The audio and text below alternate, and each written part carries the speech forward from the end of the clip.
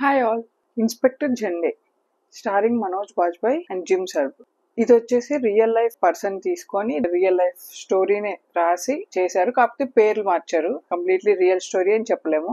Real life లో inspector Jende అనే police officer, Mumbai inspector Charles Sobhraj అనే ఆయన్ని పట్టుకున్నారు. అప్పుడు జరిగిన స్టోరీ అన్నమాట. ఇందులో చార్ల్స్ సోబ్రాజ్ పేరు లేదు, కార్ల్ బోజ్రాజ్. సో అదే difference. So cinema fun, romantic and hilarious. Manoj Bajpai is a master class at timing for humour and in romance also. Family man చూసిన వాళ్ళకి ఇన్స్పెక్టర్ జెండే ఖచ్చితంగా నచ్చుతుంది. సూపర్బ్ టైమింగ్, సూపర్బ్ ఎక్స్ప్రెషన్స్, అంటే చిన్న చిన్న మైన్యూట్ ఎక్స్ప్రెషన్స్ చాలా రిఫ్రెషింగ్ గా అనిపించాయి when we see Manoj Bajpayee గారు ఇన్ ద మూవీ.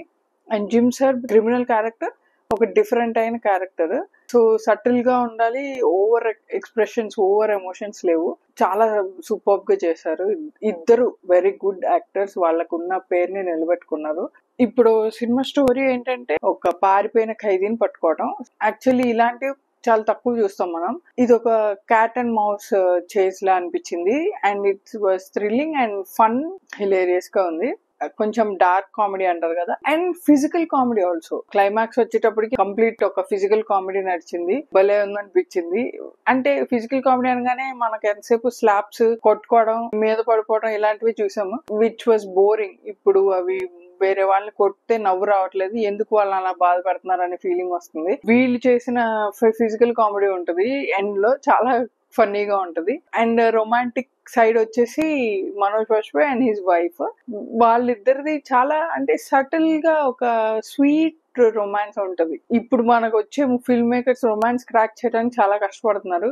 ఇవి చూసి వాళ్ళు తెలుసుకోవాలి, అసలు రొమాన్స్ అంటే ఎక్కువ ఆలోచించేసి ఎక్కువ పెట్టడం కాదు, కళ్ళతో ఎక్స్ప్రెషన్స్ ఇలాంటివన్నీ చిన్న చిన్న పెడితే చాలా ఇంపాక్ట్ ఉంటుంది రొమాంటిక్ స్టోరీలో. They have to learn from this అనిపించింది మై టేక్.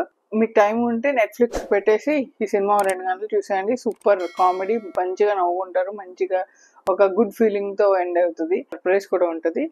Thank you.